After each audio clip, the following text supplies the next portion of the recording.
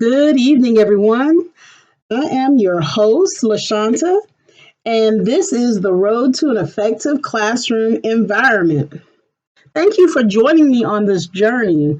This is episode 3, and I encourage you, if you haven't had an opportunity to hear the first 2 episodes, you can always go back. If you're hearing this episode 3 for the first time, you can always go back to episodes 1 and 2. They're not in any particular order.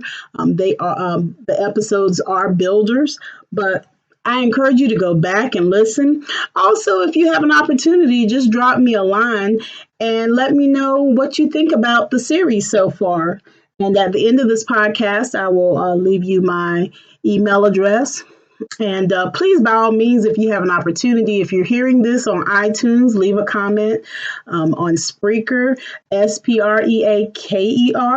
I'm also on TuneIn and Google Play Music. But wherever you are hearing this podcast, I do encourage you to leave some comments for me and drop me a line by email. I'll share that email address at the end of this podcast and just tell me how I'm doing. So we are going to talk about rapport.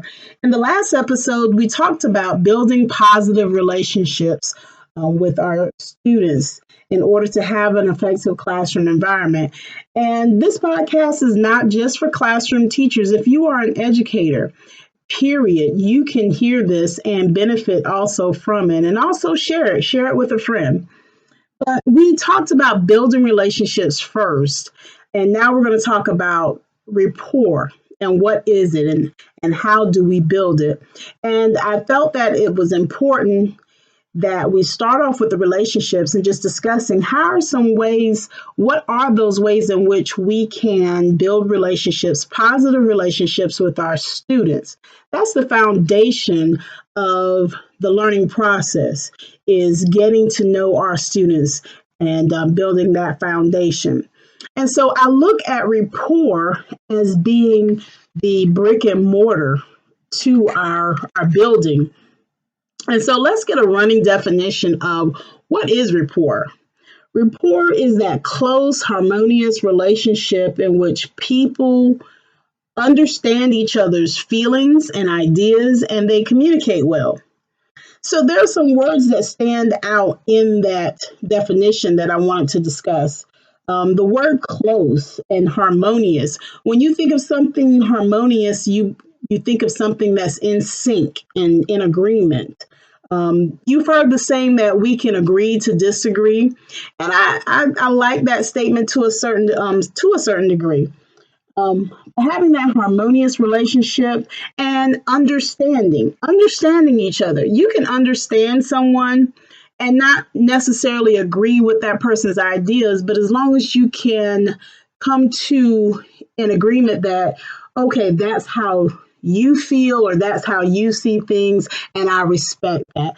So I almost would like to add in the word respect with our definition. And then also communication. How else can we be in harmony unless we communicate with each other? And just knowing what are our likes and dislikes and the do's and don'ts. So we've got a good running definition for rapport. And I also like to think about rapport in this manner. It's like not just the brick and mortar to a building, but also you can think about puzzle pieces and how they connect. So that's another key word for us, is connection. We have the relationships, we've got the relationships going, the positive relationships going. Now, how do we make the connections? How do we keep these two groups, educator and students, how do we keep them connected and on the same page? And so there are a number of ways to build rapport with your students. And I think just going back to the definition we have, how we can build rapport. One of the key words, communication. As a classroom teacher, if you do not already have expectations set aside for your students, how you want them to be in your class from that first day on up until that last day, if you do not communicate those expectations thoroughly, then you are not building those that closeness with your students. For example, we tend to think that students come to us already knowing how to act for us, and that's not the case. Students come to us already having some idea of right and wrong, depending on what grade level you're teaching. But they already know right from wrong. They know do's and don'ts in general about school because they learned that from their parents. Many of them get that from their parents at home before they actually come into the schools. But how that child is supposed to act for you, that is something that you have to teach that child. The child does not already come in knowing how to act for Miss LaShanta. In order for the child to be successful in my class, I have to teach those expectations. And everything that child will do in my class, if I have a set of guidelines, I have to communicate that explicitly for the students to have an understanding so that we do have that harmony in class. A term that I learned when I took philosophy when I was in college was tabula rasa, and that literally means blank slate. And we have to see our students as having a blank slate when they come to us. Now, yes, they already have some things in their toolbox of how to work with adults. And not all of those tools in that toolbox are positive. Some of them have learned some bad habits at home or from around different peers. But we have to see our children as a blank slate coming in, and we are carving out those expectations for them so that they know how to handle us in class. And we also have to learn how to handle them, which goes back to building those relationships. So we have to teach expectations. We also have to let the children know what our ideals are when it comes to education. What are our ideals when it comes to educating those children in that classroom? What do we see as success? And success cannot just be given a letter grade. In our minds, we may want our students to all have A's in our class.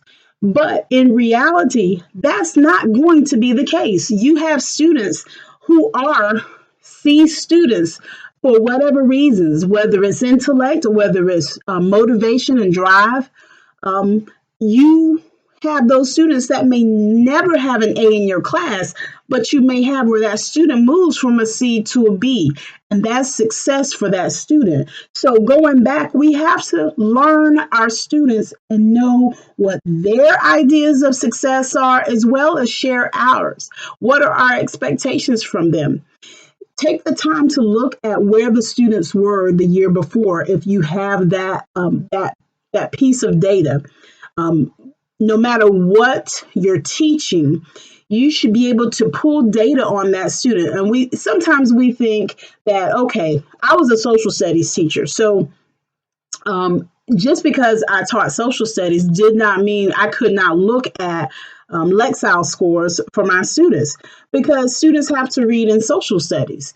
So knowing what level the students are helped me to decide what types of material I would share with them, and if the lesson would be differentiated based on where those students were. So we have to look at the data that's available, but also keeping in mind that our children are not just a score. They are not just a number.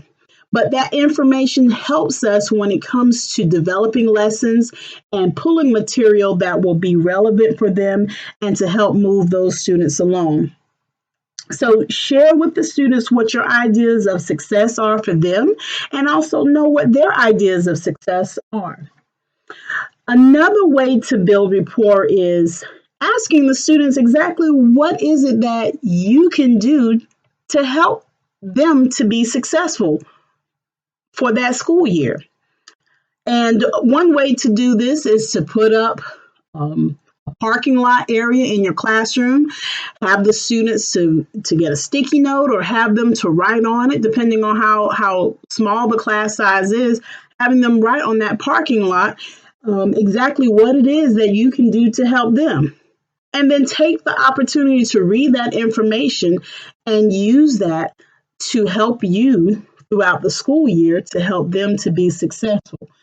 And that is one of those activities that you can do anytime during the year. You can start off each quarter with that activity because it may change for the students. Our students they walk in August or September, and they walk in one way, and by November, December, they may be in a different place.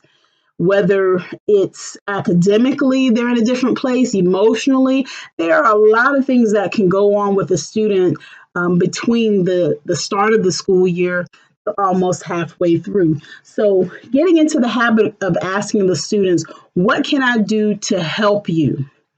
And making sure that that's information that you absorb and that you utilize. Another activity that I think is so powerful, and it can be very powerful in your classroom, is asking the students, what do you think makes a great classmate? Now, this still ties in with rapport because having this information for each class that you teach, this is information that will help you make connections with the students and get into the minds of the students. And the way that this looks, you're asking the students, what are some adjectives to describe a great classmate? And you're asking them, what are some things that a great classmate does? So now you're looking at verbs. And then you want to know, what does a great classmate say in class? And then the last thing that you look at the negative last, because you want to start off on a positive note, but you look at the negative last, and what is a great classmate not? And you just keep that piece very simple. And again, this is something else that you can put up in your classroom as a parking lot or displayed on your Promethean board, smart board, and asking for those adjectives. And let the students work in groups. They can be in groups in 4s and 5s or 2s and 3s. Let them collaborate first. Because if you start asking the questions from the students and asking them to raise their hand, you may not get all of the information that you readily need. So this is an opportunity for you to allow your students to collaborate together and come up with ideas of what they feel a great classmate is. And then this can be something that stays in your room. It's a visual piece that stays in your room so that your students know this is the list that you came up with. And this is what we expect. So it's an expectation list for the students and how they view their classmates and what they want to see and hear from their classmates. So again, we're looking at building rapport. How do we make those harmonious connections? The communication is a big piece, but also understanding each other. You may not always agree, and you may be in a situation where, let's say you're teaching students who come from a different socioeconomic status than you were brought up in. You may never understand the true struggle that the students may deal with if they're in a lower socioeconomic status. You may not be able to understand it totally, but being able to try to empathize in situations, but also be able to learn about the situations that the students were brought up in, that helps you understand where your children are coming from. And that piece is a totally different episode that we will look at down the line, and how we can better make connections with our students who may be from a different socioeconomic status than we are. But in looking at the rapport, and to wrap up, we've talked about what rapport is. We've looked at what rapport is, how we can build it, and giving you a few strategies of what you could use in your classroom and building rapport with your students, letting the students know what your expectations are and knowing what the expectations are of your students. So, for the next episode, we're going to look at relevance and how the material in the classroom and making it relevant to our students can create an effective classroom environment. And so, this is the end of our episode on Rapport. And I want to share the email address. My email address is LaShanta, the number 6 at gmail.com. That's LASHAWNTE, the number 6 at gmail.com. So if you have an opportunity, drop a line and let me know how you're liking the episodes so far. Any information that you would like to give to me, you can always send me a line at my email address. And if you are listening on any of the arenas that I just talked about in the beginning, TuneIn, Spreaker, iTunes, please leave me some positive comments and show me some love.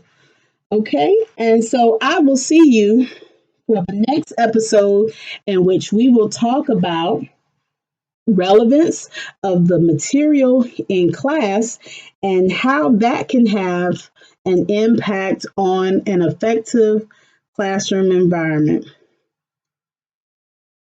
I will see you the next time. Bye-bye.